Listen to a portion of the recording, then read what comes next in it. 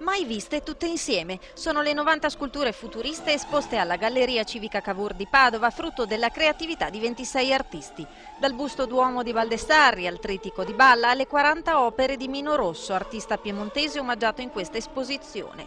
Il percorso si snoda su un periodo di 30 anni, dal 1909 al 1944. In occasione del centenario del futurismo, la mostra, aperta fino al 31 gennaio, promossa dalla Regione e organizzata dal Comune, riveste un carattere di assoluta unicità, evitando volutamente la preeminenza degli artisti più celebri come Boccioni.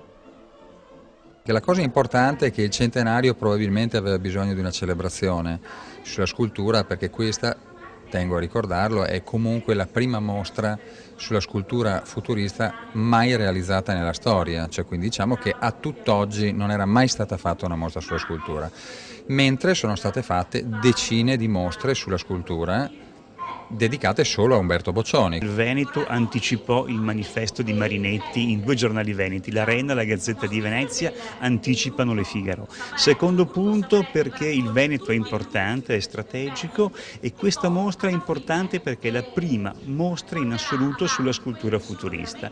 Terza cosa, va sfatato il mito che il futurismo è connotato in termini provinciali. Il futurismo anticipa e prefigura le neoavanguardie, da tutto ciò che consegue alla ridefinizione di tutti i linguaggi della cultura della contemporaneità.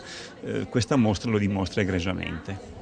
La mostra, fulcro del progetto Arte e Vita Futurista, sarà affiancata da una serie di attività che animeranno le piazze, i mercati, le strade di Padova, proprio in quei luoghi tra Caffè Pedrocchi e il ristorante Zaramella, frequentati da Filippo Tommaso Marinetti e dai gruppi futuristi veneti.